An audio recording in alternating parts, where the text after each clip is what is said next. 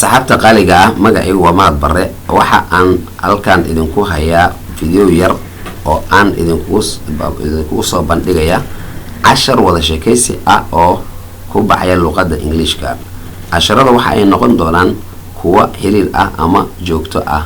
sidaas darteed subscribe dhaha gambalelkana riixa si aad casharada joogto ugu heshaan walaalayaal.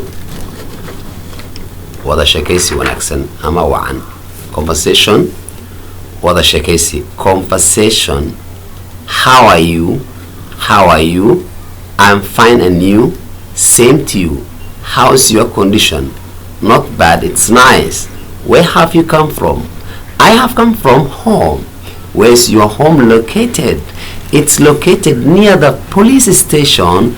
With whom do you live? I live with my uncle. Where are your parents? My parents live in the countryside. Nice to meet you, brother. Nice to meet you too. cashirkeena walaalayaal waa conversation wada sheekaysi wuxuu dhex marayaa A iyo B. A aadan dheh, Bna Bashiir dheh. aadan wuxuu leeyahay how are you? see tahay. how sidee aad tahay you adiga. I am Bashiir ee dhahaya I am waxaan ahay fine mid fiican, and you adigana. I am fine waan fiican haye, and you adigana. ayaa yidhi same to you, sidoo kale same waan la mid ahay waay, to you adaan kula mid ahay. adigu waa dad fiican tahay, ana same to you sidoo kale. how sidee is ay tahay your condition xaaladaada. how is your condition xaalkaaga see yahay. not bad ma xumo, it's nice wanaagsan yahay ayuu yidhi. not bad ma xumo, it's nice wanaagsan yahay. where xagee have you adiga come from aad ka imaaday buu. where xagee have you adiga come from aad ka imaaday. I have come from waxaan ka imaaday home guriga. where is your home xagee gurigina located uu ku yaalaa buu yidhi. it's located wuxuu ku yaalaa near meel u dhow the police station xarunta booliiska ayuu yidhi. it's located wuxuu ku yaalaa near u dhow the police station xarunta booliiska. station waa xarun.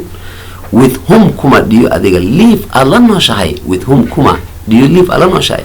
I live with waxaan la noolahay my uncle adeerkayga. I aniga live with waan la noolahay my uncle adeerkayga. where xagee are your parents waalidkaaga ay jiraan. where are your parents waalidka awe.